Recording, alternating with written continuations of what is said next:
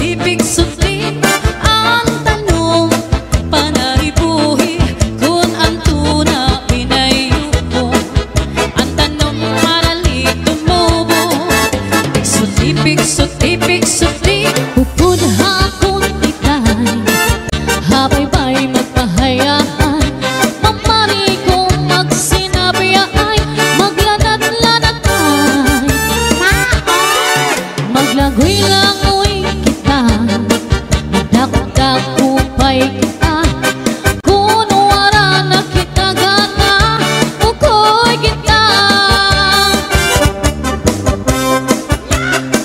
Di ka papadinalan sa asawa mo ng permila ng gusto.